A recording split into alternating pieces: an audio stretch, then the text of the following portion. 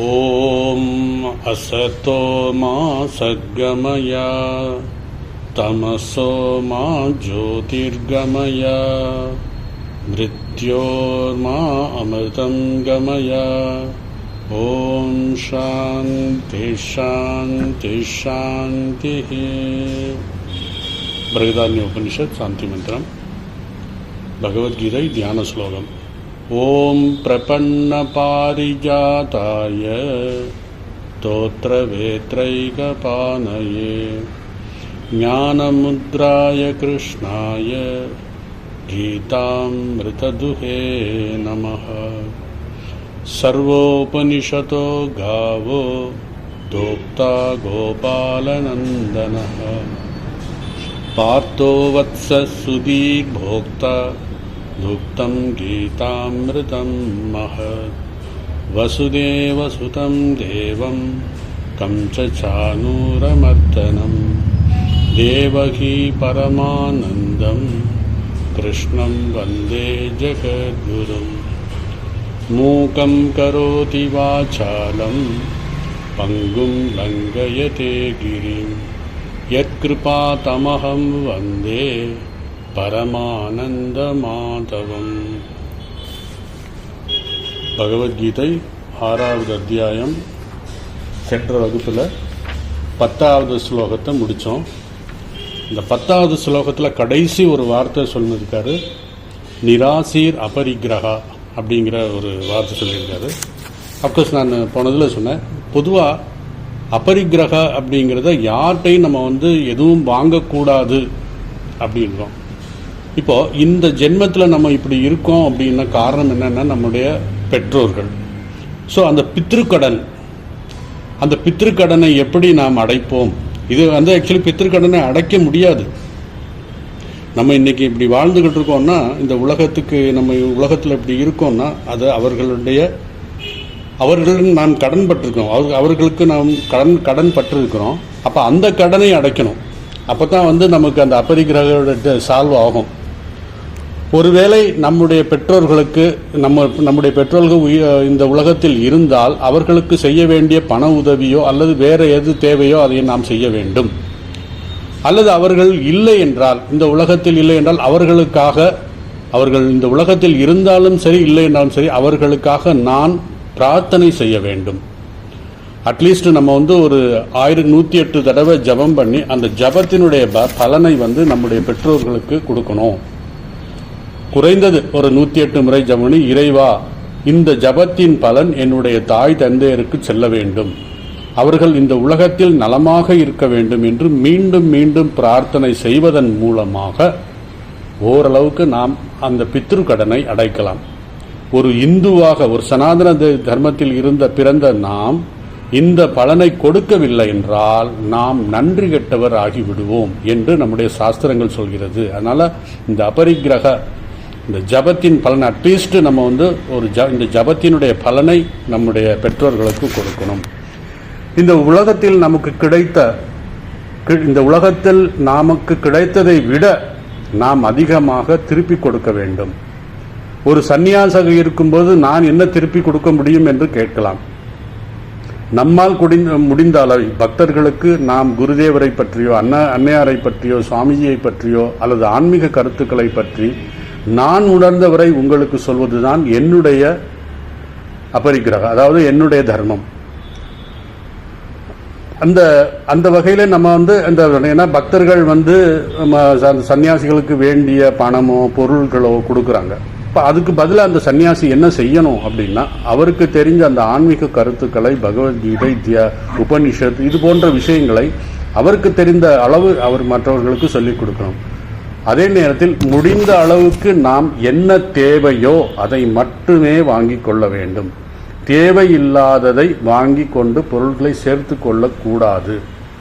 அது ஆன்மீகத்துக்கு தடையாக இருக்கும். உண்மையிலே அபரிக்கிரகம் என்பது நாம் இந்த உலகத்தை சாராமல் இறைவனை மட்டுமே நம்பி இருப்பதுதான் அபரிக்கிரகம் என்று நம்முடைய சாஸ்திரங்கள் சொல்கிறது. சப்போஸ் அந்த சூழ்நிலையிலே நமக்கு ஏதாவது பக்தர்கள் பொருள்கள் கொடுக்கிறார்கள் என்றால் அது இறைவனே அந்த பக்தனின் ரூபத்தில் வந்து கொடுப்பதாக நாம் நினைத்து ஏற்றுக்கொள்ள வேண்டும். ஆன்மீக சாதகர்கள் ஏன் உலகியல் மனிதர்களுக்கும் இந்த பாவம் நல்லது. ஏன்னா ஆன்மீகத்தில் இருந்தாலும் சரி உலகியல் பாவத்திலும் சரி நாம் வாங்கியதை திருப்பி கொடுக்க வேண்டும்.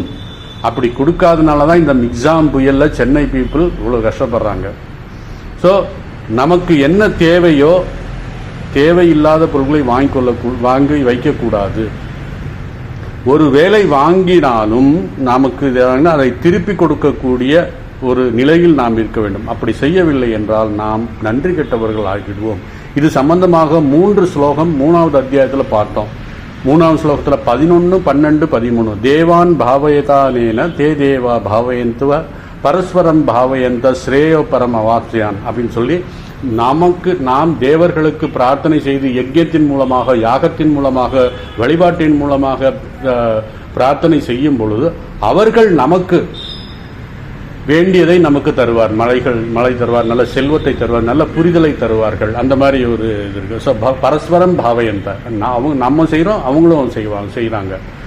ஒருவேளை நம்ம அது செய்யலைன்னா என்ன ஆகும் அப்படிங்கிறது அடுத்த ஸ்லோகத்தில் தேவான் பாவயதாதினா தைர்தாத்தியான் அப்பிரதாயப்பேய புங்தேஸ்தேன ஏவச்ச அப்படின்றாரு. அப்படி நாம் வாங்கியதை திருப்பி கொடுக்கவில்லை என்றால் நாம் திருடர்கள் அப்படிங்கிற ஒரு வார்த்தை வந்து பகவான் அதில் யூஸ் பண்றார்.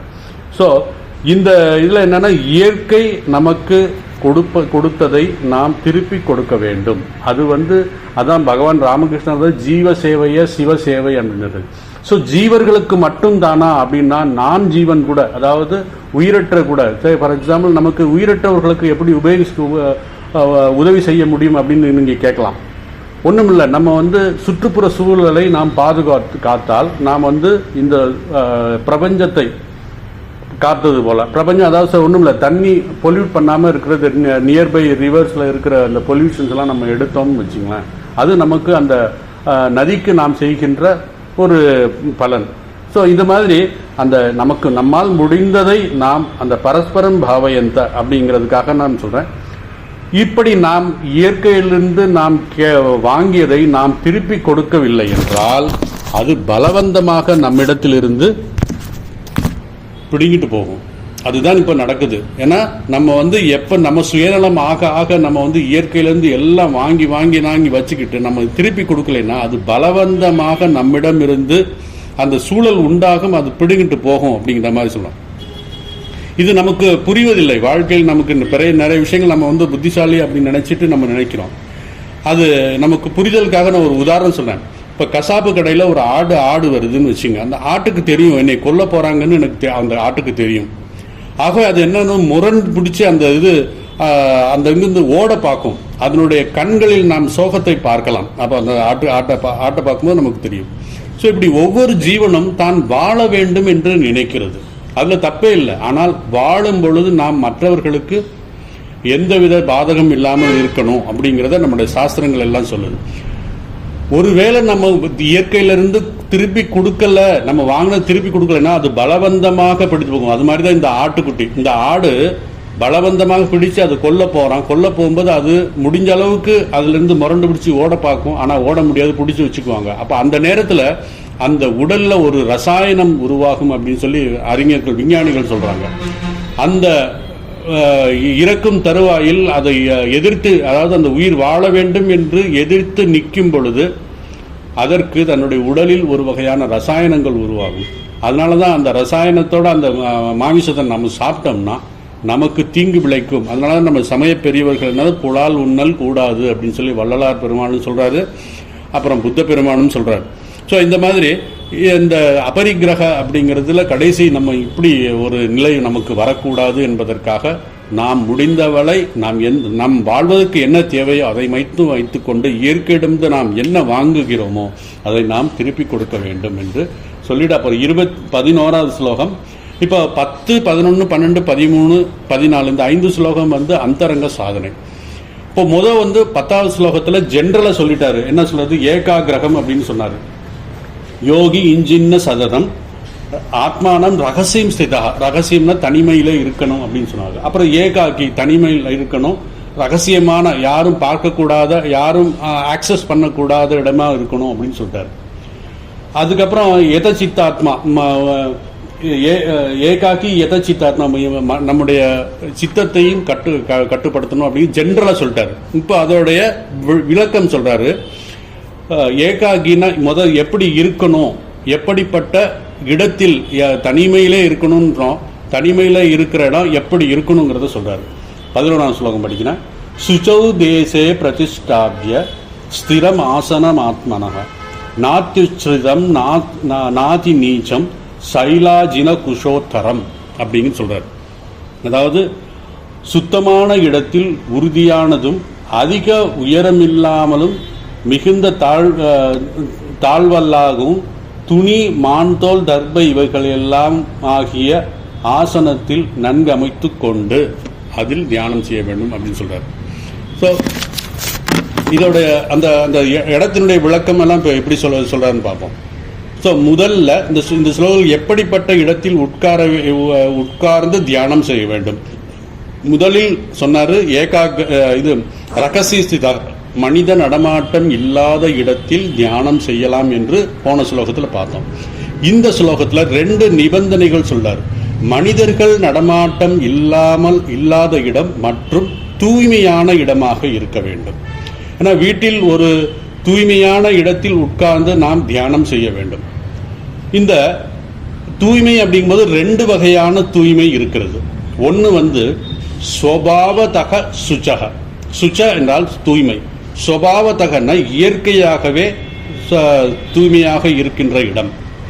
2வது சம்ஸ்காரதக, எந்தவித பேட் வைப்ரேஷன் இல்லாத இடமாகவும் இருக்க வேண்டும். அதாவது ஸ்வபாவதக சம்சாரதக சுச்சவ் அப்படின்றார்.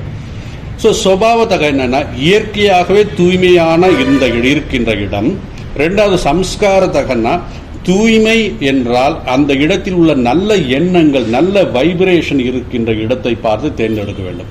உதாரணமாக சொன்னால் நம்ம வீட்டில் பார்த்தீங்கன்னா வீட்டு சுத்தமாக வச்சிருப்போம். குறிப்பா நம்முடைய பூஜை அறையும் படுக்கை அறையும் நம் தூய்மையாக வைத்திருப்போம். இப்போ சுபாவதக இயற்கையாகவே 2மே தூய்மையாக இருக்கிறது. ஆனால் நம்முடைய பூஜை அறையில் நாம் எப்பவுமே இறை நாமத்தை சொல்லி இறைவனை பற்றி சிந்தித்து கொண்டு, அதில் வீட்டில் யார் வந்தாலும் அந்த இடத்துக்கு வந்த உடனே அந்த இறை நாமத்தை அந்த போட்டோலாம் பார்த்துட்டு அந்த சிந்தனை நமக்கு வரும். ஸோ அது சுபாவத்தகவும் இருக்கு. அதே போல நம்முடைய அந்த சம்ஸ்காரத்தகவும் 2 சம்ஸ்காரத்திலையும் இருக்கு. 2மே அந்த இயற்கையாகவும் இருக்கிறது. அதே மாதிரி நல்ல எண்ணங்கள், நல்ல வைப்ரேஷன் உள்ள இடமாகவும் இருக்கின்ற அந்த பூஜை அறை. அதனால அந்த மாதிரி இடத்துல நாம் உட்கார்ந்து சுபாவத்தாகவும் இருக்கணும், சுபாவமும் இயற்கையாகவும் தூய்மையாக இருக்கணும். அதே நேரத்தில் நல்ல வைப்ரேஷன் இருக்கின்ற, நல்ல எண்ணங்கள் இருக்கின்ற இடமாகவும் இருக்கணும். அப்போ அது பூஜை அறை. பொதுவாக நம்முடைய கோவில்கள், ஆசிரமங்கள், அங்கே என்னென்னா பெரிய பெரிய மகான்கள்லாம் வழிபட்ட இடமாக இருக்கும், தியானம் செய்யணும். அவர்களுடைய வைப்ரேஷன் அங்கே இருக்கிறனால அந்த இடம் சம்ஸ்கார ரீதியாகவும் சரி, இயற்கையாகவும் சரி, லௌகிக தூய்மையும் அங்கே இருக்கும். அப்போ தியானம் செய்ய இடம் சரியான இடம் அந்த மாதிரி. அதனால நாம் பொதுவாக பல வீடுகளில் இப்போ எல்லாம் பார்த்தீங்கன்னா வீட்டில் இடம் இல்லை அப்படின்ற மாதிரி பொதுவாக சிட்டியில் நான் பார்த்துருக்கேன், நிறைய வீடுகளில் பார்த்துருக்கேன். சமையல் அறையிலே ஒரு பக்கம் பூஜை அறையாக இருக்கும், பூஜை அறையும் சமையல் அறையும்.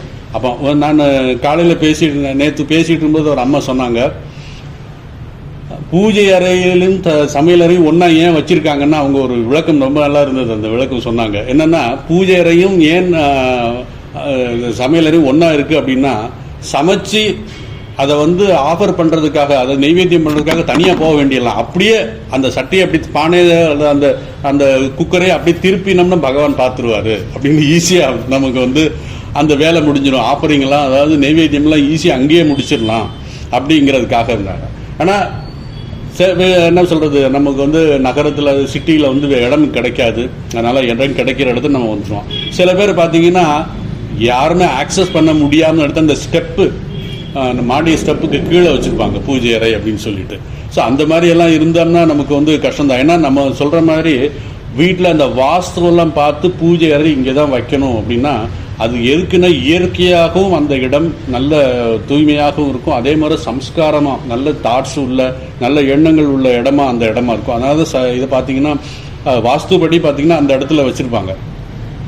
என்ன பண்ணுறது, இப்போ நமக்கு வந்து எல்லாம் அந்த சிட்டியில் இடம் கிடைக்காதனால நமக்கு அது மாதிரி பூஜை சமையலறையிலேயே பூஜையாளர் வைக்க முடியாது. ஸோ முதல் வரியில் பார்த்தீங்கன்னா சுச்சௌ என்றால் தூய்மையுடைய அப்படின்னா, பொதுவாக சைக்காலஜிக்கலாகவே இந்த ஒரு இடத்தை ஒரு இடத்துக்கு நம்ம போகிறோம்னு வச்சுங்களேன், அந்த இடத்துல அங்கே இருக்க அந்த வீட்லேயோ அல்லது அந்த வீட்டில் இதுலையோ அலங்கோலமாக அந்த இடமா இருந்துச்சுன்னா நமக்கு வந்து பார்க்குறதுக்கு ஒரு மாதிரி மைண்டு டிஸ்டர்ப் ஆகும். ஸோ அதனால தான் தூய்மையாக எல்லாம் ஆர்டராக கரெக்டாக வச்சுருக்கிறதுனா ஒரு ஒரு என்ன சில வீட்டிலலாம் பார்த்தீங்கன்னா நல்லா கலர் காம்பினேஷன்ஸ் கூட கரெக்டாக இருக்கும். அந்த ரூமுக்கும் அந்த இதுக்கும் நல்ல மைல்டாக போனோடனே நமக்கு வந்து நல்ல ஒரு அமைதியான ஒரு சூழல் கிடைக்கும். அஃப்கோர்ஸ் சில வீட்டில் ஜஸ்ட் ஆப்போசிட்டாக இருக்கும். ஸோ ஒரு இடத்துக்கு போகிறோன்னா சைக்காலஜிக்கலாக அந்த இடத்துல நமக்கு அந்த ஃபிக்ஸ் ஆகணும் அந்த இடத்துல. ஸோ அதனால் அந்த மாதிரி ஒரு அமைதியான ஒரு இடத்தை நல்ல சம்ஸ்காரம் இருக்கின்ற இடத்துல டிஸ்டர்ப் ஆகக்கூடாது. அதாவது அங்கே அலங்கோலமாக இருக்கிறத பார்த்து நமக்கு டிஸ்டர்ப் ஆகணும், நல்லா ஆர்டராக இருக்கணும் அப்படிங்கிற. அதே மாதிரி பார்த்தீங்கன்னா நம்ம பள்ளிக்கூடம் நம்ம ஏதோ ஒரு ஸ்கூலுக்கு போகிறோம், அப்போது என்ன ஆகும், நமக்கு எண்ணங்கள் நேரம் நம்ம படித்த ஸ்கூலுக்கு போகும். போயிடுச்சு நான் இப்படி இருந்தேன், அப்படி படித்தேன், இந்த கிளாஸ் ரூமில் படித்தேன், அந்த அப்போ எண்ணங்கள் வரும். அதே மாதிரி பார்த்தீங்கன்னா நம்ம வந்து ஒரு ரேஸ் கோர்ஸ்க்கு போகிறோம்னா குதிரையை பற்றி தான் நம்ம நினைக்க வேண்டியிருக்கும். அந்த மாதிரி எந்த இடத்துல போகிறோமோ அந்த எண்ணங்கள் நமக்கு வரும். அதனால் நம்ம தியானம் பண்ணுற இடம் நல்ல மகான்களுடைய ஃபோட்டோஸுகள் அல்லது நல்ல நமக்கு பிடிச்ச இஷ்ட தெய்வத்தினுடைய ஃபோட்டோ வைக்கிறது, அந்த மாதிரி சொன்னால் நமக்கு வந்து இயற்கையாகவே அந்த இடத்துல ஒரு பாவம் நமக்கு கிரியேட் ஆகும், நல்ல ஒரு பாவனை நமக்கு கிரியேட் ஆகும். அதன் மூலமாக நமக்கு தெரியும். இது எல்லாம் எதுக்கு அப்படின்னு கேட்டால், நம்ம ஞானத்திலிருந்து ஞான நிஷ்டைக்கு போகிறதுக்காகத்தான் இவ்வளவு ஏற்பாடு. ஞான நிஷ்டைக்கு போயிட்டோம்னா நம்ம எதுவுமே பார்க்க வேண்டிய அவசியம் இல்லை. ஸோ ஞானத்திலிருந்து ஞான நிஷ்டை போகிற வரைக்கும் நாம் இந்த இடம் தூய்மையாக இருக்கிறதா அப்படின்லாம் நம்ம பார்க்க வேண்டிய ஒரு நிலைக்கு வர்றோம். ஏன்னா அந்த ஆரம்ப காலத்தில் நம்ம அந்த ஞானத்திலிருந்து ஞான நிஷ்டைக்கு போகிறதுக்கு இதெல்லாம் வந்து பார்க்கணும் அப்படிங்கிறது சார். நல்ல சம்ஸ்காரம் உடையவனாக இருக்கணும், நல்ல இயற்கையாகவே தூய்மையான இடமா இருக்கணும் அப்படிங்கிறதால பகவான் சொல்றாரு சுச்சௌ தேசே பிரதிஷ்டாபிய அப்படின்னா தூய்மையாகவும் இருக்க வேண்டும். அதே மாதிரி நல்ல சுச்சௌ தேசேனா இடம், தூய்மையான இடத்தில் தியானத்திற்கு அமர வேண்டும். அப்போ ஸ்திரம் ஆசனம் ஆத்மனகா என்று வருது. ஸ்திரம் ஆசனம் ஆத்மனகா. இங்கு ஆசனம் என்பது நாம் இருக்க போகின்ற, அதாவது தியானத்தில் அமரப்போகின்ற இடத்தை பற்றி அந்த இடத்துல நம்ம வந்து ஒரு ஆசனத்தை போட்டுட்டு ஒரு இருக்கையை வச்சுட்டு அதை மாதிரிவோம். அந்த இருக்கை எப்படி இருக்கும்ங்கிறது தான் சொல்றாரு. ஏன்னா ஆசனம்ங்கிறது ரெண்டு இருக்கு. நாம் எதில் மேல் உட்கார்ந்து தியானம் பண்ணுகிறோமோ அந்த வஸ்துவை ஆசனம் அப்படிங்கிறோம். நம்ம ஆசிரமத்துல எல்லாம் தெரியும்னா ஆசனம்னா எல்லாருக்கும் தெரியும். அப்கோர்ஸ் புதுசாக இருக்கிறவங்களுக்கு தெரியாது ஆசனம்னா என்னன்னு தெரியாது. அதே போல நாம் தியானத்துக்கு உட்காரும் பொழுது என்ன போஸ்டர்ல உட்காரமோ அதையும் ஆசனம் தான் சொல்லுவோம். இப்போ பதஞ்சலி முனிவர் கூட பார்த்தீங்கன்னா யமா நியமா ஆசனம் சொல்லும்போது அந்த ஆசனத்தில் ரெண்டும் வந்துடும். நம்ம வந்து அந்த உட்காருகின்ற தியானத்துக்கு அமருகின்ற இடத்தில் அந்த சுச்சௌ தேசையில் எந்த இடத்துல எதுக்கு மேல் உட்கார போகிறோம் அப்படிங்கிறதுக்கும் ஆசனம். அதே மாதிரி என்ன போஸ்டரில் உட்கார போகிறோம், பத்மாசனமா வீராசனமா அல்லது சபாசனமா, எந்த ஆசனம் உட்கார போகிறோமோ அதை பொறுத்து ரெண்டு ஆசனமும் ஒரே இதாக இருக்குது. ஆனால் பகவான் சொல்றது சுச்சௌ தேசே பிரதிஷ்டாபிய, இந்த இடத்த சொல்றது நாம் உட்கார போகின்ற ஆசனத்தை பற்றி சொல்றாரு. ஸோ அந்த மாதிரி ஒரு ஆசனத்தில் உட்காரணும் அப்படிங்கிறார். ஸோ முதலில் நாம் உட்காரும் ஆசனத்தை பற்றி தான் இந்த ஸ்லோகத்தில் சொல்கிறார். நான் உட்காரும் ஆசனம் ஸ்திரமாக இருக்க வேண்டும். ஸ்திரமாக இருக்க வேண்டும்னா ஆடக்கூடாது. சே ஃபார் எக்ஸாம்பிள் நான் வந்து ஊஞ்சலில் உட்காந்து தியானம் பண்ணுறேன் அப்படின்னா அதெல்லாம் கூடாது. ஊஞ்சலில் உட்காந்து தியானம் பண்ண முடியாது. அதே போல் பலகை ஒரு பக்கம் ஒரு என்ன சொல்கிறது அன்ஈவனாக இருக்கின்ற பலகையில் என்ன ஆகும், நம்ம உட்காரும்போது கடக்கு சத்தம் கொடுக்கும். அந்த மாதிரி இருக்கிறது சமமாக இருக்க வேண்டும். ஸோ குருகுலத்தில் எல்லாம் பார்த்தீங்கன்னா நம்ம ஒன்றும் இல்லை, நம்ம இதில் கூட திருச்சூரில் நான் முதல் ஜாயின் பண்ணும்போது அங்கே ஒரு 450 ஸ்டூடெண்ட்ஸ் இருந்தாங்க. அவங்க சாப்பிட வரும்போது கையில் ஒரு அந்த சாப்பாட்டுக்கு அந்த ஒரு ஆசனத்தை எடுத்துகிட்டு வருவாங்க. அவங்க ஆசனத்தில் அவங்க தான் உட்காரணும். எப்படி அவங்களுக்கு தட்டு கொடுத்துருக்காங்களோ அதே மாதிரி ஒரு ஆசனம் கொடுத்துருப்பாங்க. அந்த ஆசனத்தை விரித்து போட்டு அதுக்கு மேலே உட்காந்து அவங்க தியானம் இது சாப்பிடணும். அதனால அந்தந்த ஆசனம் அவங்க தான் யூஸ் பண்ணணும் அப்படிங்கிறத உட்காரணும். ஏன் அப்படி அந்த ஆசனத்தில் அவங்க உட்காரணும் அப்படின்னா, செகண்ட் லைனில் சொல்கிறாரு, ஆசனம் சமமாக இருக்க வேண்டும், பள்ளம் மேடு இருக்கக்கூடாது, அதே நேரத்தில் உட்கார்க்கின்ற இடம் தாழ்வாகவும் இருக்கக்கூடாது, உயரமாகவும் இருக்கக்கூடாது. அதான் நாசிஸ்ரிதம் நாசி நீதம். அதற்கு பல காரணங்கள் இருக்கிறது, அது நம்ம என்னன்னு பார்ப்போம். அதுக்கப்புறம் சைலா ஜின குஷோத்தரம் அப்படிங்கிறாரு. அந்த ஆசனம் எப்பேற்பட்ட ஆசனத்தை தயார் செய்து அதில் மேல் நாம் உட்கார்ந்து தியானம் செய்ய வேண்டும் என்பதை இந்த ஸ்லோகத்தில் சொல்றார். என்ன சொல்றாருன்னா, சைலம் அப்படின்னா துணி, அதுக்கப்புறம் அஜினம் அப்படின்னா மான்தோல், குஷம் சைலாஜின குஷோத்தரம் அப்படின்றார். புல், அது குஷம் என்றால் புல்லு. ஸோ முதலில் என்ன பண்ணணும் அப்படின்னா, புல்லு தர்ப புல்லோ குஷ கிராஸ் அப்படின்னு சொல்லுவோம், அந்த புல்லை போட்டுட்டு அதுக்கு மேலே மான்தோல் போடணும். அஃப்கோர்ஸ் இப்போ மான்தோல் அப்படின்னா நம்ம ஜெயிலுக்கு தான் போக வேண்டியிருக்கும். ஏன்னா இது என்ன சொல்கிறது, ப்ளூ கிராஸ்லேருந்து இது பண்ணிவிடுவாங்க. அதனால் அந்த காலத்தில் இந்த மாதிரி இதுனா முதல் தர்ப புல் போட்டு அதுக்கு மேலே மான்தோல் போட்டு அதுக்கு மேலே துணி. இந்த காலத்தில் அதெல்லாம் சாத்தியம் கிடையாது. ஏன் இந்த மாதிரி பண்ணோம்னா, ஆசனத்தின் மூலம், அந்த ஆசனத்தின் மூலம் பகவான் என்ன சொல்கிறாரு அப்படின்னா, நம்முடைய ஆசனம் தரையிலிருந்து ஒரு 1/2 இன்ச்சு அது 3/4 இன்ச்சு உயரமாக இருக்க வேண்டும். ஏன்னா ரொம்ப உயரமாகவும் இருக்கக்கூடாது, அதே மாதிரி ரொம்ப தாழ்த்தியாகவும் இருக்கக்கூடாது.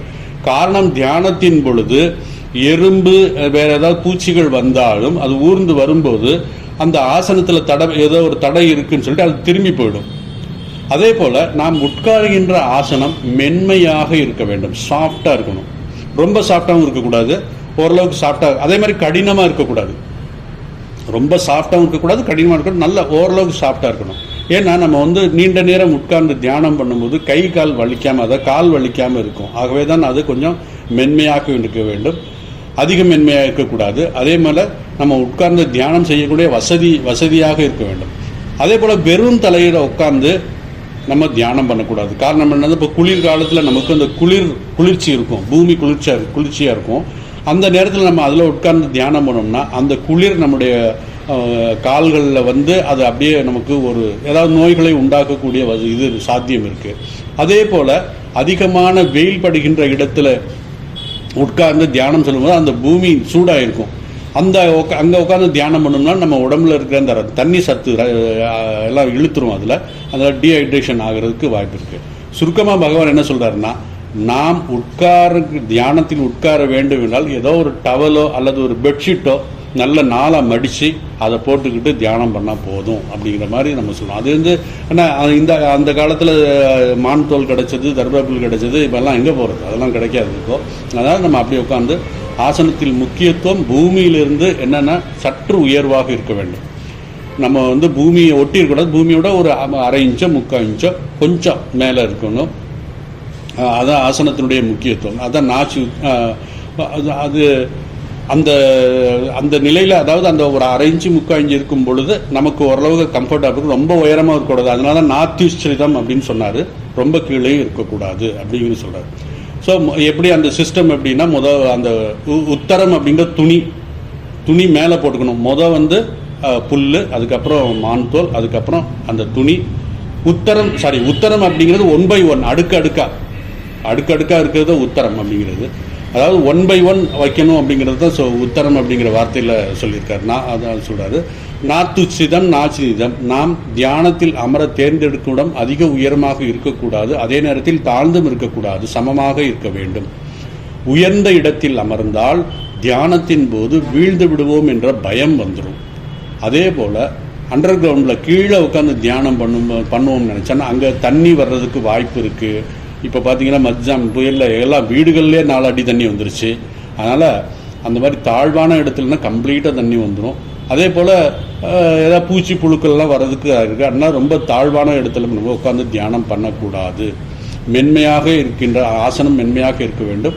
அதே போல் காலை நேரம் தியானம் செய்வதற்கு உகந்த நேரம். ஏனென்றால் நாம் அந்த மூன்றாவது நிலை, அதாவது ஜாகிரத அவஸ்தையில் இருக்கோம், அதுக்கப்புறம் இரவு தூங்கும்போது சொப்னாவஸ்தைக்கு போவோம், அதுக்கப்புறம் ஆழ்ந்த தூக்க அவஸ்தையில் போவோம். அந்த ஆழ்ந்த தூக்கத்தில் நமக்கு என்ன ஆகும் அப்படின்னா, நம்முடைய உடல் மனம் பரிபூர்ண ஓய்வு கிடைக்கும். அதே நேரத்தில் மனதில் இருக்கின்ற அந்த கிராஷ் மெமரிஸ் அப்படிம்பாங்க, அதெல்லாம், அதாவது அன்இம்பார்ட்டன்ட் மெமரிஸ் எல்லாம் நம்ம அந்த அன்னைக்கு பார்த்த அந்த டேயில் பார்த்த விஷயங்கள் எல்லாம் நமக்கு மறக்கிறதுக்கு வாய்ப்பு இருக்குது. அதனால் அந்த இயர்லி மார்னிங், அதாவது இயர்லி மார்னிங்னா அந்த சுசுப்தி அவஸ்தையிலேருந்து நம்ம இயர்லி மார்னிங் எந்திரிக்கும் பொழுது நம்முடைய மனம் நல்ல ஓய்வாக இருக்கும், உடலும் நல்ல ஓய்வாக இருக்கும். அதே நேரத்தில் கிராஷ் மெமரிஸ், தேவையில்லாத முதல் நாள் நாம் சந்தித்த நாம் மேற்கொண்ட பல விஷயங்கள் மெமரியில் இருக்கும், அதெல்லாம் எரேஸ் ஆகிடும். அப்போ இயற்கையாக நல்ல அமைதியாக இருக்கும். தியானம் செய்வதற்கான சரியான நேரம் அந்த நேரம் அது, அல்லது மாலை நேரம். மாலை நேரத்திலும் நாம் தியானம் செய்யலாம். ஆரம்ப காலத்தில் நாம் உற்சாகமாக இருப்பதால் அதிக நேரம் தியானம் செய்யக்கூடாது. ஏன்னா ஒரு 15 நிமிஷமோ 20 நிமிஷமோ, அதனால் நம்ம இப்போ நல்லா தியானம் பண்ண முடியுதுன்னு ரொம்ப நேரம்லாம் தியானம் பண்ணக்கூடாது. நமக்கு கொஞ்ச நேரம், கொஞ்சம் அப்படின்னா அந்த ரொட்டீன் 15 நிமிஷம் 15 நிமிஷம் 20 நிமிஷம் 20 நிமிஷம் ஆகும். ஏன்னா இந்த ரொட்டீனை நான் அப்படியே ஃபாலோ பண்ணுவேன். எனக்கு இன்னைக்கு மனசு சரியில்லை அப்படின்னுலாம் சொல்லவே கூடாது. கரெக்டாக அந்த நேரத்தில் எனக்கு அந்த தியானம் பண்ணணும்னு உட்காந்துருக்காது. இன்றைக்கி நல்லா இருக்குன்னு சொல்லிட்டு நான் ஒரு மணி நேரம் தியானம் பண்ணுறேன், நாளைக்கு எனக்கு சரியில்லை அப்படின்னு சொல்லிட்டு பண்ணவே இல்லை அப்படின்னுலாம் சொல்லக்கூடாது. கரெக்டாக 20 மினிட்ஸ் கரெக்டாக அந்த தியானத்தை ஒரு கடைபிடிச்சு கொண்டு வரணும். இந்த ஸ்லோகத்தில் இன்னொரு வியூ என்ன சொல்கிறாருன்னா, இந்த சுச்சௌ தேசே தியானத்தில் உட்காரும் போது தூய்மையான இடம் அப்படின்னு சொன்னார். ஏனென்றால் தேவையில்லாத வைப்ரேஷன் ஸ்மெல், அதாவது அன்பிளசன்ட் ஸ்மெல் அப்படின்னு சொல்லி தேவையில்லாத ஸ்மெல் வந்தால் நமக்கு இயற்கையாகவே தியானத்தை டிஸ்டர்ப் ஆகும், பங்கப்படுத்தும் என்பதற்காக இதை நம்ம அந்த நல்ல இடமா பார்த்து, அதனால நம்ம இயற்கையாகவே என்ன பண்ணோம், நம்மளுடைய சாதுக்கள் என்ன பண்ணுவாங்கன்னா, காலையில் எந்திரிச்ச உடனே ஷ்ரைனில் ஒரு ஊதுபத்தி நல்ல ரூம்லேயே ஒரு நல்ல மனம் கொடுக்கின்ற ஊதுபத்தியை கொடுக்கும்போது அது இயற்கையாக ஒரு பாசிட்டிவ் வைப்ரேஷன் உண்டாக்கும் அந்த இடத்துல. ஸோ அந்த ஏன்னா பாசிட்டிவ் அந்த ஸ்மெல் வந்தாலே நமக்கு பகவானோடைய ஞாபகம் வரும். அந்த மாதிரி ஒரு இது இருக்கும். ஸ்திரம் ஆசனம் ஆத்மனக, தியானத்தில் அமரும் போது ஆசனம் ஆடாமல் அசையாமல் இருக்க வேண்டும். சில பேர் என்ன பண்ணுவாங்கன்னா வாட்டர் பெட் யூஸ் பண்ணுவாங்க, அதெல்லாம் ரொம்ப தப்பு. ஏன்னா வாட்டர் ஆடிக்கிட்டே இருக்கும் அந்த இது. அதனால் அந்த வாட்டர் பெட்டெல்லாம் யூஸ் பண்ண ஆசனம் உபயோகிக்கக்கூடாது. நம்முடைய ஆசனம் உறுதியாக ஆடாமல் அசையாமல் அதே மாதிரி மென்மையாக இருக்க வேண்டும். நாம் அது அந்த அந்த அந்த அப்படி இருந்தால் தான் மனம் படிப்படியாக அமைதி அடையும். நல்ல வைப்ரேஷன் தேவை என்பதற்காக இந்த வைப்ரேட்டிங் தாட்ஸ், அதாவது வைப்ரேட்டிங் என்ன சொல்கிறது ரூல் அப்படின்ற ஒரு இது இருக்குது. அதாவது நல்ல வைப்ரேஷன் இருக்கணும். நாம் ஒரு குறிப்பிட்ட ஆசனத்தில் மீண்டும் மீண்டும் அமரும் பொழுது நம்முடைய உடலில் இருந்து ஒரு வகையான வைப்ரேஷனும் மனமும் அந்த ஆசனத்தில் இருக்கும். அதனால தான் நம்முடைய குருகுலத்திலும் சரி, ஏன் நம்முடைய ஆசிரமத்தில் கூட பார்த்தீங்கன்னா தியானத்தில் அமரும்போது அவரவர்களுக்கு ஒரு பர்டிகுலர் ஆசனம் இருக்கும், ஒரு குறிப்பிட்ட இடம் இருக்கும், அங்கே தான் உட்காருவாங்க. ஈவினிங் சந்தியா ஆரத்தியாக இருந்தாலும் சரி, காலையில் மங்கள ஆரத்தியாக இருந்தாலும் சரி, நானும் மடத்துலையும் பார்க்கேன். ஈவன் பக்தர்களுக்குள்ள சில பேர் மடத்துக்கு வரும்போது அந்த குறிப்பிட்ட இடத்துல தான் உட்காருவாங்க. அப்படி பழகியிருப்பாங்க அவங்க. அந்த ஏன் அப்படின்னா அந்த இடத்துல உட்காந்தா தான் நல்லா அவங்களுக்கு ஒரு வைப்ரேஷன் இருக்கும். அது எப்படின்னா திருப்பி அங்கே உட்கார்றனால அந்த வைப்ரேஷன் கிரியேட் ஆகும். ஸோ அதனால் அந்த இடத்துல நமக்கு பழக்கமாகும், அட்ஜஸ்ட் ஆகும். அந்த ஆசனமும் சரி அந்த இடமும் சரி ஒரே இடத்துல இருக்கணும் அப்படிங்கிறார். இது அந்த வைப்ரேஷன் கோட்பாடு அப்படின்னு சொல்லுவாங்க, அதிர்வு கோட்பாடு அப்படிங்கிறாங்க. நமக்கு நன்றாக தெரிந்த ஒன்று என்னன்னா, இரவில் நாம் தூங்கும்போது பழகிய இடத்தில் முதலாவது பழகிய இடமா இருக்கணும். அதே மாதிரி அந்த படுக்கை, அந்த தலகாணி 3 நமக்கு பழகிய இடமா இருக்கும். ஏன்னா பொதுவாக நமக்கு தெரியும் எல்லாருக்கும், புதுசாக ஊருக்கு ஏதாவது எங்கேயாவது போனோம்னா தூக்கம் சீக்கிரம் வராது. காரணம் என்னென்னா, அங்கே இருக்கின்ற அந்த படுக்கை, அந்த தலகாணி, இந்த இடம் எல்லாம் நம்முடைய உடல் வைப்ரேஷனுக்கும் அதுக்கும் மேட்ச் ஆகாது. மேட்ச் ஆகிற வரைக்கும் நமக்கு தூக்கம் வராது. ஸோ கொஞ்சம் நேரம் அப்படியே பரண்டு படுத்து அப்புறம் தான் கொஞ்சம் டயர்டாகி அதுக்கப்புறம் தான் நமக்கு தூக்கம் வரும். அதனால என்ன ஆகுன்னா, நம்ம உடல்லேருந்து ஒரு வகையான மனம், ஒரு ஸ்மெல், அதே நேரத்தில் அந்த வைப்ரேஷன் ரெண்டுமே அது மேட்ச் ஆகிற வரைக்கும் நம்ம தூக்கம் வராமல் இருக்கும். ஸோ அதனால தான் நமக்கு விரைவில் தூக்கம் வருவதில்லை. இந்த இந்த மனம், அதாவது இந்த ஸ்மெல் வந்து நம்மளால் கண்டுபிடிக்க முடியாது. ஏன்னா இந்த நாய்கள் வந்து நல்லா சீக்கிரமாக கண்டுபிடிக்கும். அது வந்து நாய்க்கு வந்து சக்தி அதிகம், மூச்சு மோப்பம் பிடிக்காது. நாய் வளர்க்குறவங்களுக்கு தெரியும். நான் ஒரு ஆர்டிக்கல் ஒன்று படித்தேன். என்னென்னா, ஒரு பெண் வீராங்கனை, ஒரு விண்வெளி வீராங்கனை, அந்த அம்மா ஒரு நாய் வளர்க்குறாங்க. அந்த நாய் ரொம்ப க்ளோஸாக இருக்குது அந்த நாய், அந்த அம்மாவோட. அந்த அம்மா வந்து தன்னுடைய மிஷன், தன்னுடைய வேலை விஷயமாக ஒரு விண்வெளி பயணம் பண்ணுறாங்க. கிட்டத்தட்ட 368 நாள் அந்த அம்மா வந்து அவுட் ஆஃப் ஸ்டேஷன், அதாவது விண்வெளி ஆராய்ச்சிக்காக விண்வெளிக்கு போயிருக்காங்க. கிட்டத்தட்ட ஒரு வருஷத்துக்கு மேலே.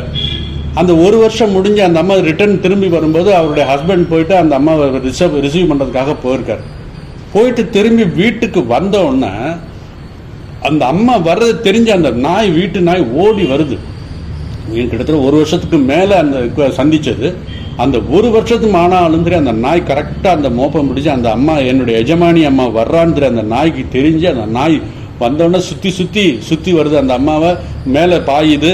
ஏன்னா அந்த அன்பை வெளியே தெரியப்படுத்துது. அதுபோல் பகவான் நம்மை அடையாளம் கண்டு கொள்ள நமக்கு அவர் அதாவது பகவான் நம்மை அடையாளம் கண்டு கொண்டு நம்மை நேசிக்கிறார். எப்படின்னா, அவருக்கு தெரியும் நம்ம ஸ்மெல், அவருக்கு தெரியும்.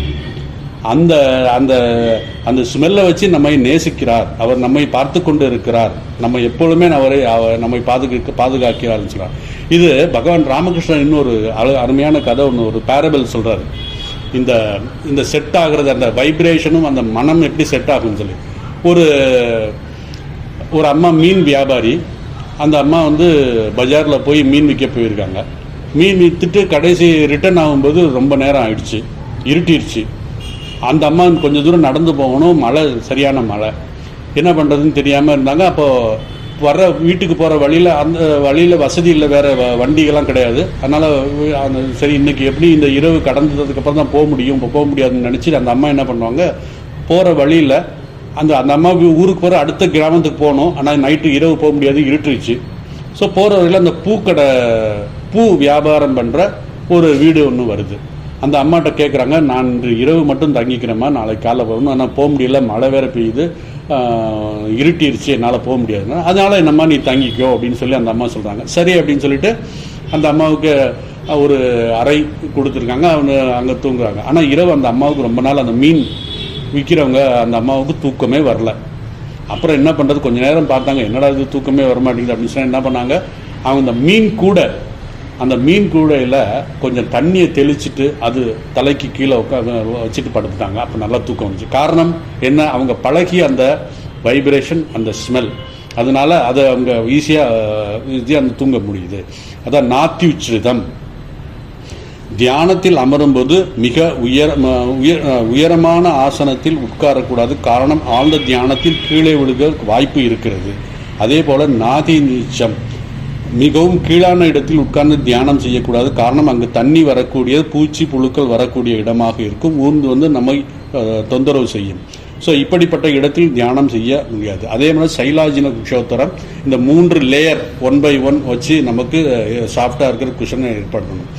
மேலும் இந்த ஆன்மீக பயிற்சியில் 3 நிலைகள் இருக்குது. ஆன்மீக பயிற்சி என்றாலே என்னன்னா, ஒரு 3 நிலையான படிப்படியான பயிற்சி. அது என்னன்னா, முதல் நிலையில் நம்மிடம் உள்ள எதிர்மறையான நெகட்டிவ் தாட்ஸை வந்து நீக்கணும்.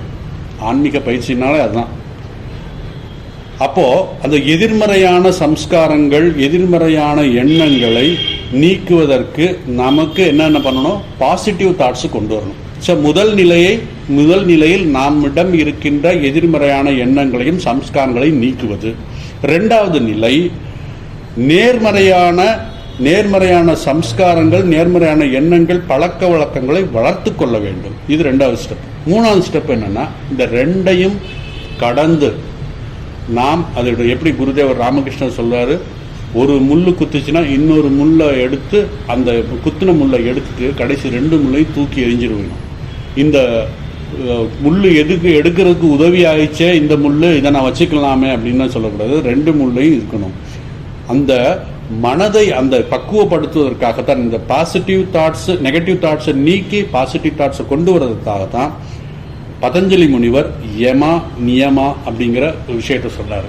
இந்த 2 கட்டளை, அந்த யமாவில் ஒரு 5 கட்டளை சொல்றாரு, நியமாவில் ஒரு 5 கட்டளை சொல்கிறார். இந்த 5 கட்டளைகள் 10 கட்டளைகள் நம்ம ஃபாலோ பண்ணாலே நம்முடைய மனம் தூய்மை அடையும். அதுக்கப்புறம் தான் அவருக்கு ஆசனத்துக்கே வர்றாரு. ஆசனம், அதுக்கப்புறம் பிராணாயாமம், பிரத்யாகாரம், தாரணம், தியானம், சமாதி, இப்படி கொண்டாரு. ஸோ முதல் பேசிக்கான நமக்கு இந்த இதுதான் தியானத்துக்கு வேண்டியது. நம்முடைய யமா நியமா, அந்த யமா நியமாவிலே மன தூய்மை எல்லாமே ஆகும். இதோட 11 முடிஞ்சது. இனி 12வது ஸ்லோகம். 12வது ஸ்லோகத்தில் மனம் எப்படி இருக்கணும் அப்படிங்கிற சொல்றது. இந்த ஸ்லோகம் படிக்கிறேன். தத்ரை காக்கிரம் மனக்கிருத்வா யதசித்தேந்திரிய கிரியா உபவிஷாசனே யுஞ்சாத் யோகம் ஆத்ம விசுத்தையே. இந்த இடத்துல பகவான் எதுக்காக தியானம் செய்கிறோங்கிறதையும், மனம் எப்படி இருக்கணும், சித்தம் எப்படி இருக்கணும், அதே நேரத்தில் இந்திரியங்கள் எல்லாம் எப்படி இருக்கணுங்கிறத சொல்கிறாரு. அதோடைய சிம்பிள் மீனிங் என்னன்னா, ஆங்கு ஆசனத்தில் அமர்ந்து, அதாவது தத்தை காக்கிரம் மனக்கிருத்வா, நாம் என்ன போன ஸ்லோகத்தில் 3 லேயரில் ஆசனத்தை வச்சுக்கணும்னு சொன்னால், குசா புல், அதுக்கப்புறம் மாண்டல், அதுக்கப்புறம் துணி, இப்படி 1 by 1 வச்சிருக்கணும்னு சொன்னால், அப்படிப்பட்ட ஆசனத்தில் அமர்ந்து மனதை ஒருமுகப்படுத்தி மன இந்திரியங்கள் இவைகளின் செயல்களை அடக்கி சித்த சுத்தியின் பொருட்டு நாம் தியானம் செய்ய வேண்டும். சித்த சுத்தி தான் கடைசி அல்டிமேட் பலன். ஸோ இந்த ஸ்லோகத்தில் தியானத்தில் மனம் என்ன செய்கிறது என்றும் எதற்காக தியானம் செய்ய வேண்டும் என்றும் பகவான் இந்த ஸ்லோகத்தில் விளக்குகிறார். மனதை தியானத்தில் என்ன செய்ய வேண்டும்? நமக்கு ஏதாவது ஒரு கஷ்டம் வருகிறது என்றால் சிறிது நேரம் அமைதியாக அமர்ந்து அதை சிந்தித்தால் நமக்கு ஒரு தீர்வு கிடைக்கும். ஆனால் அதற்கு நாம் தியானத்தில் அமரும்போது அதை பற்றி நினைக்கக்கூடாது. அதாவது தியானத்தில் அமரும்போது நமக்கு வருகின்ற கஷ்டத்தை பற்றியெல்லாம் நினைக்கக்கூடாது. நினைச்சோம்னா அப்போ தீர்வு தான் அந்த புத்தி தேடும். நம்முடைய எய்ம் என்னன்னா, இந்த இடத்துல என்ன சொல்லியிருக்காருன்னா, மனச்சித்த தத்தை காக்கிரம் மனக்கிருத்வா, மனம் ஏகாகிரம் பண்ணிட்டு எத சித்தேந்திரிய கிரியா, புத்தியையோ சித்தத்தையோ எதையும் வேலை செய்ய வைக்கக்கூடாது, இந்திரியங்களே வேலை செய்ய வைக்கக்கூடாது. அதனால நமக்கு கஷ்டங்கள் இருக்கு, அந்த கஷ்டத்தை போக்குவதற்கு சிந்தனை பண்ணால் போதுங்கிற தெரிஞ்சு நம்ம அந்த இடத்துல தியானம் பண்ண அதுக்காக தனியாக ஒரு நேரத்தை வச்சுக்கலாம். இப்போ நம்ம தியானம் பண்ண போகிறோம். நம்முடைய குறிக்கோள் என்னன்னா, இந்த இடத்துல தியான சமயத்தில் நமக்கு எந்த செயலும் செய்யக்கூடாது, புத்திக்கும் எந்த வேலை கொடுக்கக்கூடாது, இந்திரியத்துக்கும் எந்த வேலை கூடாது, மனம் ஏகாகிரமாக இருக்கணும் அப்படிங்கிறது தான் இந்த முக்கியம். அதனால தான் இது சொல்றாரு. ஸோ அந்த நேரத்தில் நம்ம ஏதாவது சிந்தித்து அதை தீர்வு இப்போ காணக்கூடாது. மனதில் 1000 கஷ்டமாக இருக்கலாம், ஆனால் அந்த நேரத்தில் அது பார்க்கக்கூடாது. அப்படிப்பட்ட மனதுடன் அமர்ந்தால் நமக்கு தியானத்திற்கு தியான பலன் இருக்காது. ஆனால் நம்ம நம்முடைய பிரச்சனைக்கான தீர்வு தான் அப்போ சிந்திக்க முடியும். அதனால் அதையெல்லாம் அப்போ அந்த நேரத்தில் நம்முடைய மனதில் நம்மளே சொல்லிக்கிறோம், இந்த கஷ்டத்தை பற்றி இந்த விஷயத்தை பற்றி இப்போ சிந்திக்க வேண்டாம், நம்மளுக்கு திட்டம் தீட்டுவதற்கு நமக்கு வேற ஒரு சமயம் இருக்குது, அப்போ பார்த்துக்கலாம் அப்படின்னு சொல்லுவாங்க. அப்புறம் தியான பயிற்சி தொடங்குவதற்கு சில பேர் என்ன சொல்லுவாங்கன்னா, தியான பயிற்சி செய்ய ஆரம்பித்த உடனே என்னுடைய வியாபாரம் எல்லாம் நல்ல சிறப்பாக நடக்குது அப்படின்னு சொல்லுவாங்க.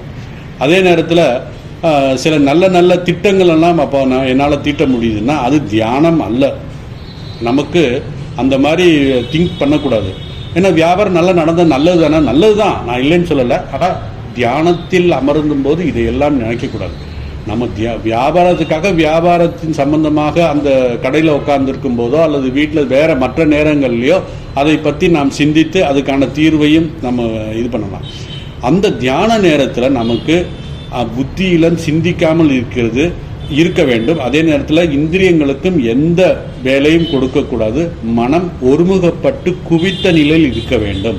அதை தான் சொல்றது தத்ரன அங்கே, அதாவது அந்த சொன்ன ஆசனத்திலே ஏகாகிரம் அப்படின்றார். இந்த ஆசனத்தில் அமர்ந்து, அதாவது சென்ற ஸ்லோகத்தில் சொன்ன அந்த தயாரித்த அந்த ஆசனத்தில் அமர்ந்து நாம் மனதை ஒருமுகப்படுத்த வேண்டும். எப்படி என்றால், மனம் ஒருமுகப்படுத்துவதற்கு நாம் பல விஷயங்கள் நான் ஏற்கனவே சொல்லியிருக்கேன். நாம தியானம், ரூப தியானம், குண தியானம், சொரூப தியானம். இந்த நாளும் சொல்லியிருக்கேன். நாம தியானம்ன்றது இறை நாமத்தை நாம் அதை மட்டுமே நினைத்து கொண்டிருப்பது, வேற எதையுமே நினைக்காம இருக்கிறது. ஏகாகிரம் செய்யணும், மனம் ஒருமுகப்படுத்தணும், குவியணும் அப்படின்னா அந்த தியானம் நாம தியானம், நாமத்தை மட்டும் சொல்றது அல்லையா. ரூப தியானம், நமக்கு நம்முடைய இஷ்ட தெய்வத்தை நம்ம கண்ணு முன்னால் நிறுத்தி நம்ம அந்த ரூபத்தை தியானம் பண்ணுறது, இல்லை அவருடைய குணத்தை. ஜென்ம கர்ம சமே திவ்யம் யோ வேத்தி தத்வதா தெக்வா தேகம் புனர்ஜென்ம நைதி மாமேதி சோர்ஜன் அப்படின்னு சொல்லியிருக்காரு. அவருடைய எப்பேற்பட்ட ஜென்மம், அவர் எப்பேற்பட்ட கர்மம் அவர் செஞ்சிருக்காரு, எப்பேற்பட்ட தம்பதிகளுக்கு பிறந்தார், என்னென்ன செய்தார் அப்படிங்கிறதையும் நம்ம நினைக்கலாம். ஸோ நாம தியானம், ரூப தியானம், குண தியானம், சொரூப தியானம். சொரூப தியானம்ங்கிற சொரூபம் என்ன? சொரூபத்துக்கும் ரூபத்துக்கும் வித்தியாசம் இருக்கு. ரூபம் என்பது இந்த நம்முடைய மனித உடல் ரூபம், மனித ரூபம் மாதிரி இது அவதாரத்துக்கு ஒரு ரூபம் இருக்கு. ஆனால் சொரூப தியானம் என்பது சச்சிதானந்தம், சத் சித் ஆனந்தம், அதாவது நிர்குண பிரம்மனை பற்றி நம்ம நினைக்கிறோம். இந்த மூன்றில் ஏதாவது ஒன்றை எடுத்துக்கொண்டு, இந்த நான்கில் ஏதாவது எடுத்துக்கொண்டு நாம் மனதை ஒருமுகப்படுத்த வேண்டும். வேறு எந்த சிந்தனையும் அந்த நேரத்தில் இருக்கக்கூடாது. அதை ஏகாகிரம் என்றால் நாம் எந்த தியானத்தை எடுத்திருக்கிறோமோ அதில் மட்டுமே மனதை குவிக்க வேண்டும். ஏக அக்ரம், ஒரே ஒரு விஷயத்தில். ஏகம் என்றால் ஒன்று, அக்ரம் என்றால் விஷயம். அந்த ஒரு விஷயத்தில் மட்டும் நினைத்து கொண்டே இருக்க வேண்டும். அப்புறம் அது எத சித்தேந்திரிய கிரியா. இந்த இடத்துல தியான காலத்தில் வேறு எந்த செயலிலும் ஈடுபடக்கூடாது. குறிப்பாக சித்தம். இந்த சித்தம் என்ன செய்யும்? மெமரி. இந்த மெமரியில் என்ன இருக்குன்னா, நம்ம போன வந்த கதை எல்லாம் ஞாபகம் இருக்கும். அதை தியானத்தில் நம்ம என்ன பண்ணுவோம்னா, போனது இப்படி போச்சு, இது இப்படி போயிருக்கக்கூடாதுங்கிற ஒன்று இறந்த காலத்தை பற்றி நினச்சிக்கிட்டு இருப்போம், இல்லைன்னா வருகின்ற எதிர்காலத்தை பற்றி. இந்த ப்ரெசன்ஸ் ஆஃப் மைண்ட் அந்த இடத்துல இருக்கு. அதனால தான் முதவே சொன்னோம், நம்ம இதில் போன ஸ்லோகத்துக்கு முந்தின 9வது ஸ்லோகத்தில் இல்லை 8வது ஸ்லோகத்திலே சொல்லியிருக்கேன் நான். ப்ரெசன்ஸ் ஆஃப் மைண்ட் இருக்கணும். நம்ம என்ன பண்ண போகிறோம், நான் என்ன செஞ்சுக்கிட்டு இருக்கேங்கிறத எப்போவுமே அது அந்த அவேர்னஸோட ப்ரெசன்ஸ் ஆஃப் மைண்டோட இருக்கணும். அதனால் போனது வந்த கதையெல்லாம் நம்ம அசை போட்டுக்க கூடாது இந்த நேரத்தில் அப்படின்னு சொல்லி. அதே போல் இந்திரியங்கள் 10 இந்திரியம், ஞானேந்திரியம் 5, கர்மேந்திரியம் 5. இந்த 5 இந்திரியங்களும் எந்த வேலையும் கொடுக்கக்கூடாது. கண்ணு பார்க்கக்கூடாது, காது கேட்கக்கூடாது, வாய் பேசக்கூடாது, மூச்சு அப்படியே ஒரே கண்ட்ரோலாக ஒரே இதில் போகணும். அதே மாதிரி நம்ம சும்மா கொஞ்ச நேரம் உட்காந்தும் போது என்ன ஆகும், கை ஆட்டிக்கிட்டு இருப்போம், கால் ஆட்டிக்கிட்டு இருப்போம், அதுவும் எல்லாம் பண்ணக்கூடாது. இந்த மாதிரி ஏகாகிரம் பண்ணுறதுக்கு இதெல்லாம் எத சிந்த இந்திரிய கிரியா, எந்த செயலும் கொடுக்காம இருக்கணும் அப்படிங்கிற சொல்றது. நிர்குண பிரம்மனையோ சகுண பிரம்மனையோ நினைத்து கொண்டு இந்த மாதிரி உட்கார்ந்துருக்கணும். அதுக்கப்புறம் செகண்ட் லைனில் உபவீசியாசனே, நான் சொன்ன அந்த ஆசனத்தில் உட்கார்ந்து தியானத்தில் உட்கார்ந்திருப்போம். குறிப்பாக தியானத்தில் உட்காரும்போது அதாவது உட்கார்ந்து கொண்டு தான் தியானம் பண்ணணும். நின்றுக்கிட்டு செய்கிறேன் அப்படின்னா தியானம் ஆகாது. அதே நேரத்தில் படுத்துக்கிட்டு நம்ம தியானம் பண்ணக்கூடாது. அது அப்படி படுத்துக்கிட்டோம்னா நமக்கு தூக்கம் வந்துடும். நின்றுக்கிட்டு ரொம்ப நேரம் நம்ம தியானம் பண்ண முடியாது. அதனால் ஆசனத்தில் சௌகரியமாக உட்கார்ந்து கொண்டு நாம் தியானம் செய்ய வேண்டும். அப்புறம் இஞ்சாத்னா தியானத்தில் ஈடுபட்டு, அதாவது தொடர்ந்து அந்த மனதை அந்த தியானத்தில் நிறுத்தி ஏகாகிரமாக இருக்க நம்ம முயற்சி செய்யணும். ஏன் தியானம் செய்ய வேண்டும் என்பதற்கான பதில் பகவான் இந்த ஸ்லோகத்தில் எது சொல்றாருன்னா, யோகம் ஆத்ம விசுத்தைய. இந்த இடத்துல யோகம் என்றால் தியானம் என்று பொருள். யோகம் ஆத்ம விசுத்தைய, மன தூய்மைக்காக. ஆத்மா என்றால் இந்த மன தூய்மைக்காக நாம் தியானம் செய்கிறோம். ஸோ இதுலேருந்து என்ன நமக்கு தெரியும்னா, தியானம் செய்யாமல் மன தூய்மை ஆகாது, கிடைக்காது. நம்ம 3வது அத்தியாயத்தில் என்ன பார்த்தோம்? செல்ஃப்லெஸ் ஒர்க் செய்யும்போது நமக்கு சித்த சுத்தி கிடைக்கும். நான் சித்த சுத்தி கன்சாலிடேட், அதாவது நல்ல உறுதிப்படுத்துவதற்காக ஞானத்திலேருந்து ஞான நிஷ்டைக்கு போயிருக்கோம். நமக்கு ஓரளவுக்கு மன தூய்மை, மன வேபரிங், மன கொந்தளிப்பு எல்லாமே இல்லாமல் போய் கண்ட்ரோல் ஆகிடுச்சு. அப்போது தியானம் பண்ணும்போது என்ன ஆகும்னா, நம்ம அந்த சித்தம் நல்ல சுத்தியாகும். நல்ல சுத்தியாகும்னா என்ன, அதில் நல்ல நிரந்தரமாக அப்படியே இருக்க முடியும். அதில் மன தூய்மை ஆகும். மன தூய்மை என்ற ஒரே ஒரு பலனுக்காகத்தான் நாம் தியானம் செய்கின்றோம். மன தூய்மை என்பது எந்தவித சஞ்சலம் இல்லாமல் இருப்பது.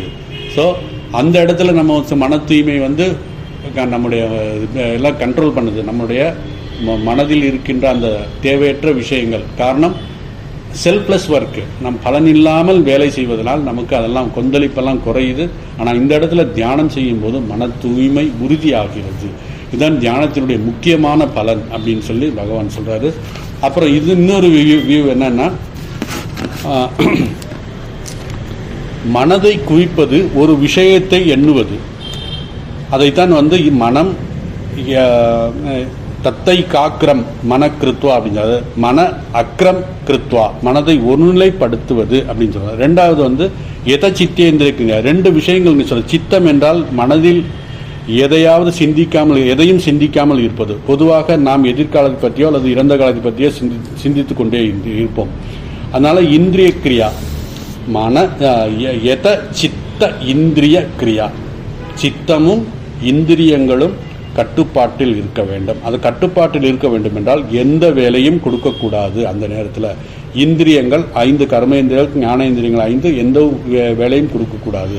உபவிசாசனே, உறுதியான தீர்மானித்த, அதாவது உறுதியான தீர்க்கமான அந்த தியானத்தில், அந்த ஆசனத்திலே அமர்ந்து கொண்டு, யுஞ்சன்னேவ யோகம், அதாவது நாம் குருநாதர் சொன்ன வகையிலே நாம் அந்த தியானத்தில் அமர்ந்து கொண்டு, நாம் நாம தியானமோ ரூப தியானமோ குணத்தியானமோ சொரூப தியானமோ எதை வேணாலும் நம்ம தொடர்ந்து அதை உட்கார்ந்து செய்யணும். அப்புறம் ஆத்ம விசுத்தைய, எதற்காக தியானம் செய்கிறோம் என்றால் மன தூய்மைக்காக. யோகிகள் பல நாட்கள் இவ்வாறு தொடர்ந்து நம்முடைய மனதை தூய்மையாக்குவதற்காக யோகிகள் பல நாட்கள் தொடர்ந்து தியானம் பழகுகிறார்கள். அவர்களுடைய உள்ளம் தூய்மையாகிறது. இங்கு ஆத்மா என்ற சொல்லுக்கு உடல் என்றும் இந்திரியம் என்றும் மனம் என்றும் சொல்கிறார்கள். மனதுடன் இருக்கும், அதாவது மனம் என்று சொல்லும் பொழுது மனதுடன் இருக்கும் அந்த அகங்காரம், சித்தம் மற்றும் புத்தியும் சேர்த்து தான் சொல்கிறார். ஸோ பகவான் ராமகிருஷ்ணரும் சரி பகவான் கிருஷ்ணரும் சரி 2 பேருமே என்ன சொல்றாங்கன்னா, தனிமையிலே தியானம் செய்ய வேண்டும் அப்படிங்கிறத பகவான் ராமகிருஷ்ணனுடைய 5 கட்டளைகள் அப்படி சொல்லும் பொழுது 3வது கட்டளையில நான் சொன்னேன். அதே போல பகவான் கிருஷ்ணர் என்ன சொல்றாருன்னா, 13வது அத்தியாயத்தில் 10வது ஸ்லோகத்தில் விவிக்த தேசே சேவித்துவம் அப்படி சொல்றாரு. அதாவது அந்த இதே பொருள் தான் அதுவும், தனிமையிலே இறைவனுக்காக. அப்போ எப்படின்னா, அமைதியாக எந்த தொந்தரவும் இல்லாத இடத்தில், மனித நடமாட்டம் இல்லாத இடத்தில் உட்கார்ந்து தியானம் செய்ய வேண்டும். அப்படிப்பட்ட இடத்தில் தேர்ந்தெடுக்கும் போது தியானம் பழக, அதே நேரத்தில் நமக்கு தியானம் சிறப்பாக செய்ய முடியும். ஏனென்றால் மனதில் எப்பொழுதும் சத்தம் இருக்கிறது, மனதில் எப்பொழுதும் ஆடிக்கிட்டே இருக்கும், அதாவது சஞ்சலத்தோடு இருக்கும் மனம். ஸோ அந்த மனம் உள்ளே ஏகப்பட்ட கொந்தளிப்பு, ஏகப்பட்ட சத்தத்தோடு இருக்கும் பொழுது வெளி சத்தமும் இருந்துச்சுன்னா என்ன ஆகும், அதை இன்னும் இன்க்ரீஸ் பண்ணிவிடும். அதனால் வெளியில் சத்தம் இல்லாமல் இருந்தால் மனம் ஓரளவுக்கு படிப்படியாக அமைதியாகும். ஏன்னா எப்போவுமே அந்த 2மே சின்க்ரனைஸ் பண்ணணும், சின்க்ரனைஸ் பண்ணுறது தான் ட்ரை பண்ணணும் எப்போவுமே. ஸோ அதனால் அதை அப்படியே நமக்கு கொஞ்சம் கொஞ்சமாக அந்த கூடிய. அதனால தான் பகவான் சொல்கிறாரு, விவித்திய தேகி, விவித்திய தேசங்கிறது சுஜோ தேசங்கிறது கிட்டத்தட்ட ஒன்று தான்.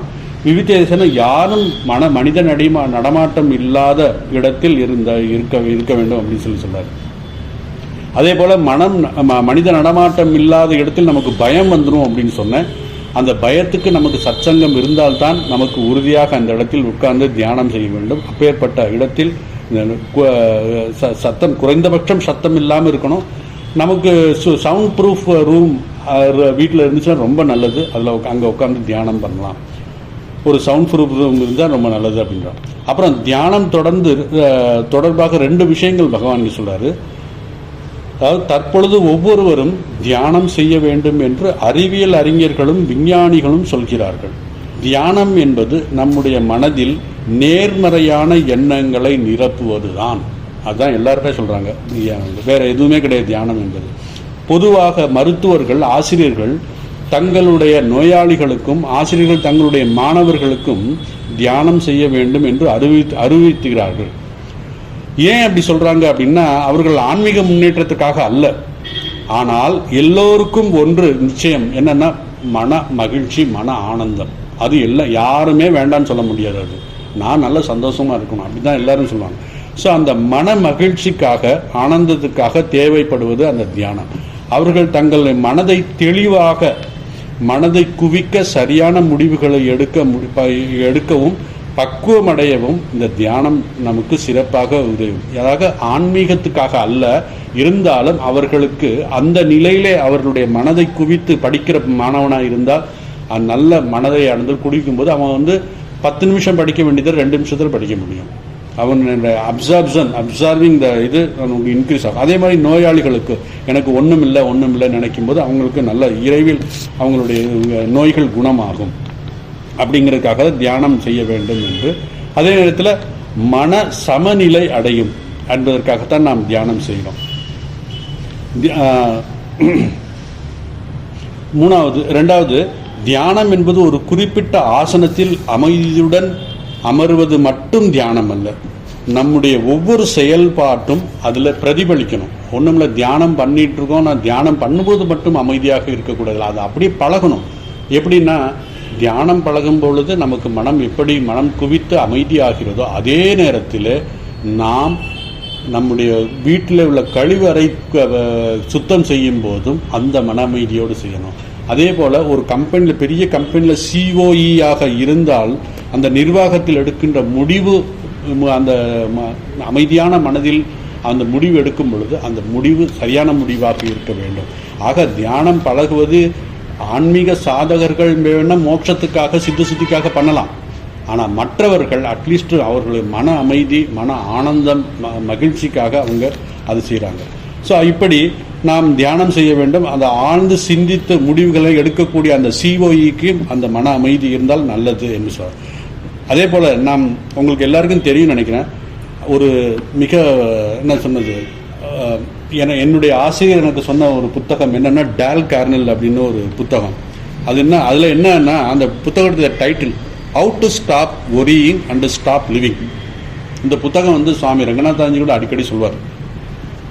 இந்த புத்தகத்தில் என்ன சொல்லியிருக்குன்னா, ஒரு அருமையான புத்தகம், அதிகமான விற்பனையான இந்த புத்தகம் டேல் கார்னெல் எழுதுந்து நம்முடைய உடலை பற்றியும் நம்முடைய மனதை பற்றியும் இந்த புத்தகம் சொல்கிறது. இந்த புத்தகம் சுருக்கமாக என்ன சொல்கிறது என்றால், நாம் கவலைப்படுகின்ற விஷயங்கள், அதாவது இப்படி ஆகுமோ அப்படி ஆகுமோ அப்படின்னு கவலைப்பட்டுக்கிட்டே இருக்கோம். அந்த விஷயங்கள் 99% நடக்காது. நம்ம வெறும் கற்பனை தான் சொல்கிறோம். 1% நடக்கிறது வாய்ப்பு இருக்குது. ஏன்னா பொதுவாக நம்ம ஒன்றும் இல்லை, நம்ம ஒரு மாணவன் எக்ஸாம் எழுதிட்டான்னா, எக்ஸாமில் எனக்கு மார்க் போடாமல் போயிடுமோ, மார்க் குறைஞ்சிருமோ, அந்த இந்த விடைக்கு இந்த ஆசிரியர் தப்பாக போட்டுருவாரோ, இப்படி பல கற்பனை இருக்கும். அப்படி கற்பனை பண்ணுறதுல 92% 99% நடக்காதான் அப்படின்னு அந்த புத்தகத்தில் சொல்கிறார். நம்ம வெறும் கற்பனை தான். அதனால் நான் என்ன சொல்ல, உடலை, இந்த மன தத்துவத்தை பற்றி இந்த புத்தகம் சொல்லுது, பயமின்மை இருக்கணும் அப்படிங்கிறது. அதே மாதிரி இன்னொரு விஷயம் சொல்லுது, நம்ம கற்பனை பண்ணுறது நடக்காது. ரெண்டாவது விஷயம் என்ன சொல்கிறாருன்னா, ஒரு வேலை நடந்தால் நம்ம என்னென்னா, ஒரு பிரச்சனை வருதுன்னா அந்த பிரச்சனையில் ஒஸ்ட் கண்டிஷன் என்ன ஆகும், அதுக்கு நம்ம தயாராக்கி கொள்ள வேண்டும் மனதை. அதில் ஒரு உதாரணம் சொல்கிறாரு. ஒரு oil company representative, sales representative, அவருக்கு இவ்வளவு டார்கெட் இருக்குது, பண்ணணும் அப்படின்னு இருக்குது.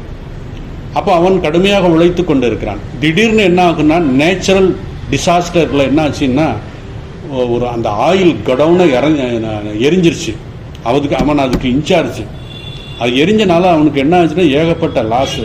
அப்போ அவனுக்கு என்ன நினைக்கிறான்னா, இப்படி ஒரு டிசாஸ்டர் நடந்துருச்சு அப்படிங்கிறது அவன் எனக்கு என்னுடைய ஜாப் போயிடும், எனக்கு அது போயிடும், இது போயிடும், என்ன லைஃப் நான் எப்படி வாழ போகிறேன்னா அப்படிங்கிற ஒரு பயம் வந்துடும். அதனால் இந்த புத்தகத்தில் என்ன சொல்கிறேன்னா, அட் த மேக்சிமம் அந்த கம்பெனியில் எனக்கு என்ன செய்வாங்க அதுக்கு நான் தயாராகி அப்போது நான் ஃபேஸ் பண்ணுறதுக்கு அது எந்த பிரச்சனையும் இருக்காது அப்படின்னு சொல்லி அந்த புத்தகத்தில் எனக்கு ரொம்ப பிடிச்சது அந்த தான். அதாவது we are prepare for the worst situation maximum. அந்த இதில் வர்ஸ்ட் சிச்சுவேஷன் த மேக்ஸிமம், அந்த அளவுக்கு நம்மளுடைய மனதை தயார் செய்து கொள்ள வேண்டும் அப்படிங்கிற இந்த புத்தகத்தில். பொதுவாக பகவான் என்ன சொல்கிறார்னா, யோகிகள் நல்ல மன அமைதியோடு இருப்பார்கள். யோகிகளுக்கு வேற, அதாவது அவர்களுடைய மன அமைதி சித்த சுத்திக்கும், அதே மாதிரி அவர்களுடைய மோட்சத்துக்கும். ஆனால் ஜென்ரலாக அந்த லௌகீகத்தில் உலக வாழ்க்கையில் இருக்கிறவர்கள் அமைதியாக இருக்கும் பொழுது அவர்கள் நல்ல முடிவுகளை எடுக்க முடியும் அப்படிங்கிற விஷயத்தை அவர் சொல்கிறாரு. எந்த விஷயத்தை எதை பற்றியும் நினைக்காமல், நம்மளுடைய பாஸ்ட்டை பற்றியும் நினைக்காம, ஃபியூச்சரை பற்றியும் நினைக்காம, நம்முடைய ப்ரெசன்ஸ் மைண்டில் நம்ம என்ன இருக்கோமோ அப்படிங்கும்போது நமக்கு என்ன ஆகும்னா நம்முடைய மனதில் இருக்கின்ற எதிர்மறை எண்ணங்கள் எல்லாம் நீங்கும், நெகட்டிவ் தாட்ஸ் எல்லாம் நீங்கும் அப்படின்னு சொல்கிறார்.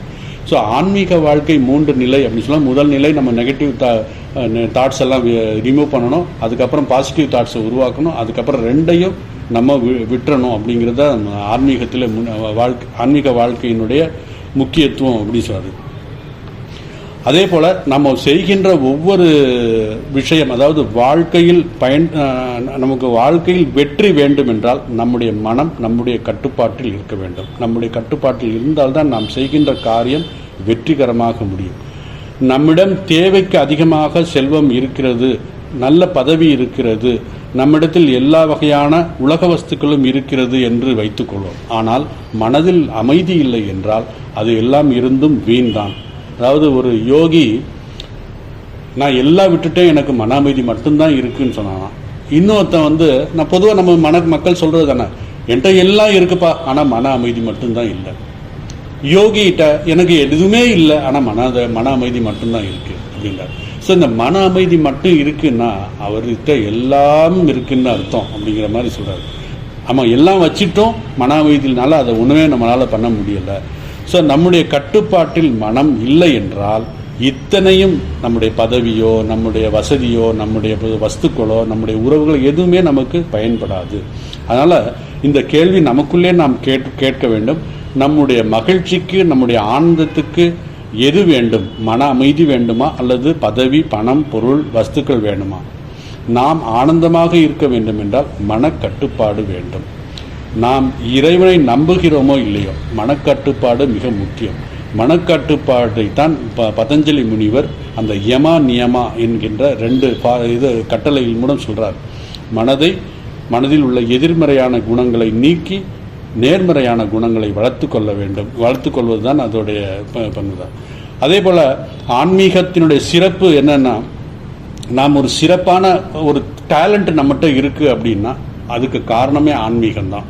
அது நமக்கு புரியாது. இப்போ இதைத்தான் பகவான் கிருஷ்ணர் என்ன சொல்றாரு, யத் யத் விபூதிமத் சத்வம் தத்வத் ஏவ அப்படின்னு சொல்றாரு. அதாவது 10வது அத்தியாயத்தில் 41வது ஸ்லோகத்தில் எங்கெல்லாம் ஒரு சிறப்பு ஒருவரிடம் இருக்கிறதோ, ஒரு இடத்தில் இருக்கிறதோ, அங்கெல்லாம் நான் இருக்கிறேன் என்பதை புரிந்து கொள் அப்படின்னு சொல்லி பகவான் சொல்றாரு. ஸோ அந்த ஆன்மீகத்தில் தான் அதெல்லாம் இருக்கும். மகிழ்ச்சி எல்லாவற்றுக்கும் காரணம் மகிழ்ச்சி இருந்தால் அந்த ஆன்மீகத்தில் தான் இருக்கும் அப்படிங்கிறது. ஏனென்றால் ஆன்மீகம் எல்லாற்றையும் ரிகலெக்ட்